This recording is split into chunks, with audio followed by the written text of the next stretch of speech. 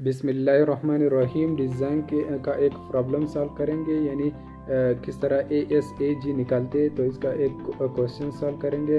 तो इसके लिए हमें दिया गया है क्वेश्चन में कि डिज़ाइन स्क्वायर टाइट कॉलम। सबसे पहले हमें पता चला कि कौन सा कॉलम डिज़ाइन करेंगे। इसके लिए पाई की वैल्यू क्या यूज़ होगी, एक्सीडेंटल फैक्टर की वैल्यू क्या यूज़ होगी, ये यहाँ से पता चलेगा कि टाइट कॉलम है। तो टाइट के लिए एक्सीडेंटल फैक्टर 0.8 था और पाई का जो स्ट्रेंथ रिडक्शन फैक्टर है उसकी वैल्यू 0.65 थी। तो इस यहाँ तक हमें ये पता चला कि ये यूज़ करेंगे। फिर कहा कि डेड लोड क्या है, 400 किप है, यानी कि डेड लोड यानी जिसका मैग्नीट्यूड चेंज नहीं हो रहा या पोजीशन चेंज नहीं हो रहा, वो लोड 400 किप है। फिर साथ ही कहा है लाइव लोड की जो क्वांटिटी है वो है 240 किप है, यानी लाइव लोड इतना है। और FDC कंक्रीट का प्रॉपर्टी कंप्रेसिव स्ट्रेंथ 500 PSI या 5 KSI, yield strength of steel वो 660 KSI या 60,000 PSI। और यहाँ पे मेंशन है कि स्टील रेशो अबाउट 5%। तो इसका मतलब क्या है कि AS क्या है, AS इज इक्वल टू, यानी जो हम लोगों ने पहले कहा था, पहले क्वेश्चन एनालिसिस में सवाल क्या कि AS डिवाइडेड बाई AG 1 से लेकर 8% तक होना चाहिए। यहाँ पे क्या कितना दिया गया है, 5% दिया है। तो इसका मतलब क्या है, हम लोगों को AS की वैल्यू मिल जाएगी, तो हमें ये यहाँ पे शिफ्ट करेंगे। तो AS आ जाएगा इज इक्वल टू 5% को पॉइंट में कन्वर्ट करें तो वो 0.05, फिर AG वहाँ पे लिखेंगे, इसके साथ मल्टीप्लाई होगा। तो ये हम लोगों को AS की वैल्यू मिल गई। यानी अभी हम लोगों ने AG मालूम करना है, क्योंकि यहाँ पे देख लें ये इक्वेशन फर्दर हम लोगों ने डिराइव किया था पहले, अभी यूज़ करेंगे। तो इससे पहले हमें फैक्टर्ड लोड मालूम करना है। फैक्टर लोड किस तरह मालूम करेंगे कि लोड फैक्टर से मल्टीप्लाई और फिर ऐड करने के बाद जो लोड मिलेगा वो फैक्टर्ड लोड होगा। तो यहाँ पे अब ये इक्वेशन यूज़ करेंगे, क्योंकि यहाँ पे डेड भी गिवन है और लाइव भी गिवन है, लाइव लोड। तो इन दोनों कम्बिनेशन के लिए लोड फैक्टर की यूज़ होगा 1.2 times dead load, 1.6 times live load.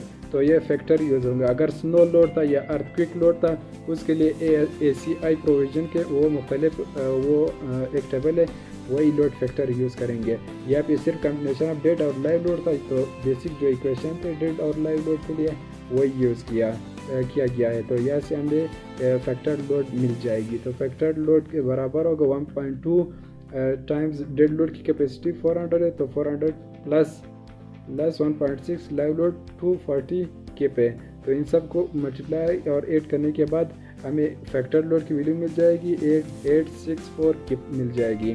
फिर जो डिज़ाइन का मेन इक्वेशन थे कि फैक्टर लोड बराबर होगा डिज़ाइन लोड, या फैक्टर लोड कम होगा डिज़ाइन लोड ज़्यादा होगा।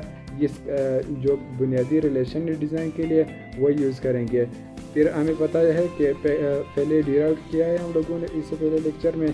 तो factor load is equal to accidental factor, यानी टाइट कॉलम के लिए डिज़ाइन कर रहे थे 0.8 यूज़ करेंगे। अगर स्पाइरल कॉलम था तो उसके लिए 0.85 यूज़ करेंगे। यहाँ पे ये टाइट कॉलम था तो एक्सीडेंटल फैक्टर 0.8 यूज़ किया।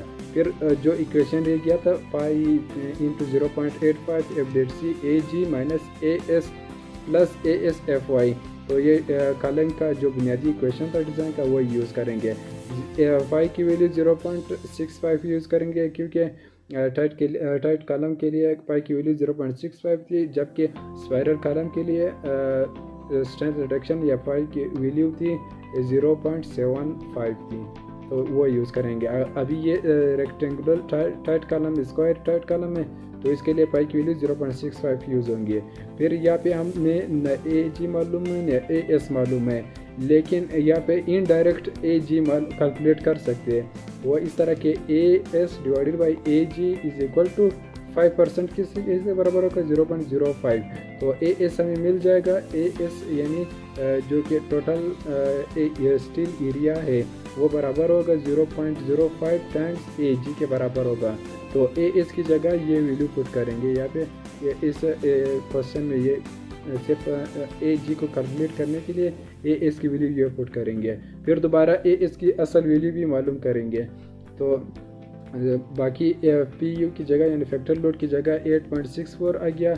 0.8 multiply by strength reduction factor 0.65 और 0.85 मल्टीप्लाई बाई FDC की वैल्यू 5 थी, 5 KSI और AG माइनस अभी AS की जगह वही 0.05 AG यूज़ करेंगे।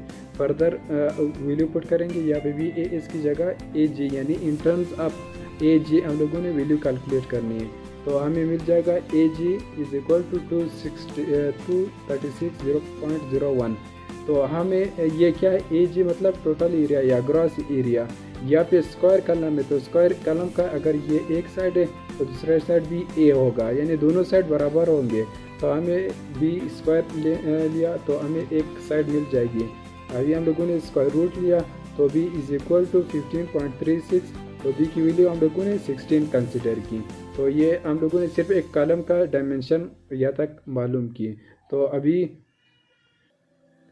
ये तो अज्यूम्ड यानी हम लोगों ने B की वैल्यू कैलकुलेट की, फिर B से एक्चुअल एरिया मालूम करते हैं। तो एक्चुअल एरिया ये एक रेक्टेंगुलर स्क्वायर कॉलम है तो स्क्वायर का एरिया क्या होगा, AG इज इक्वल टू जो लेंथ हम लोगों ने ये कैलकुलेट की 16 आई, तो 16 मल्टीप्लाई 16 करेंगे तो 256 इंच स्क्वायर आ जाएगी। हम लोगों ने यानी AG पुट किया। फिर ये जो ये इक्वेशन है इसमें AG की जगह 256 स्क्वायर इंच पुट करेंगे तो हमें AS की वैल्यू मिल जाएगी। तो फर्दर कैलकुलेशन से AS की वैल्यू 10.13 इंच स्क्वायर मिल गई। यानी पहले हमने एक AG कैलकुलेट किया, फिर AG के बाद हम लोगों ने AS दोबारा AS कैलकुलेट करना, असल वैल्यू AS की मालूम करनी है तो वही इक्वेशन में बाकी वैल्यू पुट करेंगे, एक AG की वैल्यू ये पुट करेंगे तो 256 इंच स्क्वायर पुट करेंगे तो बाकी वैल्यू वही तरह same value 864 accidental factor, strength reduction factor वो सारी वैल्यू सेम है। तो हमें AS की वैल्यू मिल गई 10.13 इंच स्क्वायर। फिर सिलेक्शन ऑफ बार यूज़ करना है, यानी ये मेन बार है, कॉलम का जो प्लान व्यू है इस तरह के बार्स को मेन बार कहते हैं। इसका सिलेक्शन यानी कितने नंबर चाहिए, तो नंबर नॉर्मली आप ये जो तादाद में दिए यानी 4 6 8 इस तरह दे, इस तरह ना देखिए 7 या 5, क्योंकि जब आप इवन नंबर देते हो वो नंबर तो वो जो लोड है वो इक्वली ट्रांसमिट हो जाता है हर मेंबर पे इक्वली। ऐसा ना हो कि एक मेंबर पे ज़्यादा लोड आ रहा है और दूसरे पे कम, तो इससे कॉलम फेल होगा, उसके चांसेस ज़्यादा होंगे फेल के, जल्दी फेल होने के। तो सिलेक्शन अब बार करना है यानी टोटल एरिया इतना है स्टील, तो हमने यूज़ करना है 10 बार डाया का यूज़ करें या 9 का यूज़ करें या 8 का, वो आपकी मर्ज़ी है। अभी मैं 10 का डाया यूज़ कर रहा हूँ, 10 नंबर बार। तो 10 नंबर बार, तो नंबर बार के लिए फार्मूला क्या था कि number of bar is equal to AS divided by जो भी बार ले रहे हैं उसका एरिया। अगर मैं A10 ले रहा हूँ तो A10 का एरिया क्या है 1.27 है। अगर मैं A9 यूज़ कर रहा हूँ तो A9 का एरिया क्या है 1 है। वो डिपेंड करता है कि आप कौन से नंबर ऑफ बार यूज़ करेंगे। तो 10 जो असल स्टील एरिया है AS 10.13 डिवाइडेड बाई 1.27, ये 1.27 10 नंबर बार का डाया है, तो 1.27 से डिवाइड करेंगे तो ये आ जाएगा 7.98। हम लोगों ने तो इतना स्टील यूज़ नहीं करना है 7.98, हम लोगों ने तादाद में, क्योंकि डिस्क्रीट में यूज़ करना है ना कि कंटिन्यूअस में। तो डिस्क्रीट का मतलब ये है कि या 5 होगा या 4 होगा या 6 होगा, इस तरह पॉइंट में नहीं होगा। अगर 7.23 भी आ गया तो हम लोगों ने 8 करना है, अगर 7.98 आ गया तब भी 8 करना है। तो जितना भी 7 से अगर एक पॉइंट में कुछ भी ज़्यादा हो तो हम लोगों ने जो कि बड़े वाले फिगर में जाना है 8 में। अगर 5.6 था तो हमें 6 पे जाना है। तो यहाँ पे भी कुछ इस तरह का सिचुएशन है, 7.98 है तो हम लोगों ने जाना है ऊपर वाले पे यानी 8 पे जाना है इवन नंबर पे। तो 8 नंबर 10 बार यूज़ होगा मेन बार के लिए। तो ये हम लोगों ने इवन मेन बार का नंबर भी मालूम किया कि मेन कितने नंबर के बार यूज़ होंगे। फिर अभी हम लोगों ने टाइल्स भी डिज़ाइन करना है कि टाइल्स का क्या क्राइटेरिया होगा, टाइल्स का स्पेसिंग क्या होगा या डाया क्या होगा। तो मैं यूज़ कर रहा हूँ टाइल्स का डाया यानी 3 नंबर बार यूज़ कर रहा हूँ। यहाँ पे भी 3 नंबर बार यूज़ किया है। तो 3 नंबर बार के लिए जो डिज़ाइन स्पेसिंग है वो है 48 टाइम्स ऑफ डायब्स टाइज। जिस तरह के बार्स, ये मेन बार है तो इस तरह के बार्स को टाइज कहते हैं। तो इसका मैं 3 नंबर बार यूज़ कर रहा हूँ तो इसका डाया क्या होगा 3/8 होगा।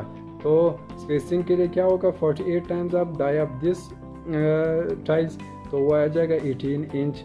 फिर दूसरा क्या था स्पेसिंग के लिए 16 मल्टीप्लाई बाई मेन बार की में 10 यूज़ करना होता है, 10 डिवाइडेड बाई 8 तो ये आ जाएगा 20। फिर लीस्ट लेटरल डायमेंशन क्या है स्क्वायर कॉलम तक, तो हम लोगों ने बी साइड यानी ये वैल्यू भी कैलकुलेट की यानी बी, तो ये हम लोग का 16 आ गया। तो लीस्ट लेटरल डायमेंशन कितना है 16 है। तो अभी इन तीनों में से मैंने मिनिमम वैल्यू लेनी है, तो वो मिनिमम वैल्यू है 16 इंचज़। तो ये क्या आ गया spacing between 2 stirrups, centre to centre spacing between 2 स्टेरप्स।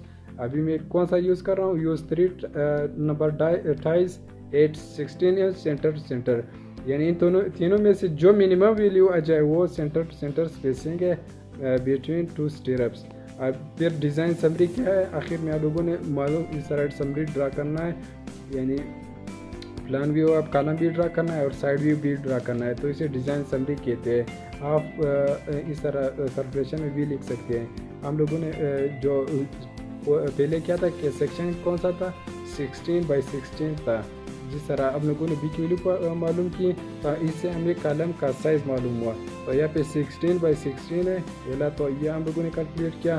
फिर मेन बार जो ये बार है वो कितने यूज़ हुए 8 नंबर 10, तो इसका मतलब है कि 8 तादाद यानी 1 2 3 यानी यहाँ पे देख ले 8 बार है। फिर इसका डाया क्या है 10, तो इसको इस तरह लिखते हैं 8 डाया 10 या 8 नंबर 10, इस तरह इसको प्रोनाउंस करते हैं। फिर टाइज के जो डाया है वो 3 है, तो सेंटर स्पेसिंग क्या है 16 इंच, तो इसको number 3 @ 16 inches centre to centre, तो ये हम लोगों ने ये यूज़ किया। फिर यहाँ पे एक नोट है कि क्लियर डिस्टेंस बिटवीन बार, यानी यहाँ पे एक बार ये है और एक बार ये है, इनके दरमियान अगर डिस्टेंस 6 इंच से ज़्यादा हुआ तो फिर हम लोगों ने एक एक्स्ट्रा रिंग यहाँ पे देना है, यानी स्टेरअप देना है। अब यहाँ पे कितना है 4.25 है, यानी कैलकुलेट करने के बाद ये कितना है 4.25, तो इसका मतलब है ये यहाँ पे हम लोगों को ज़रूरत नहीं है कि एक्स्ट्रा स्टेरअप प्रोवाइड करें। अगर ये डिस्टेंस 6 इंच से ज़्यादा हो गया तो फिर हम लोगों ने एक एक्स्ट्रा स्टेरअप प्रोवाइड करना है। ये प्लान व्यू है, यानी ऊपर से अगर देखा जाए तो कॉलम ऐसा नज़र आएगा, मेंशन इस तरह करेंगे, यानी ये क्रॉस सेक्शन है। फिर लॉन्ग सेक्शन क्या होगा, मेन बार ये है और ये स्टेरअप्स है, यानी हम लोगों ने मेन बार और स्टेरअप्स को डिज़ाइन किया, पहले कॉलम का सेक्शन डिज़ाइन किया, फिर स्टेरअप वगैरह डिज़ाइन किया।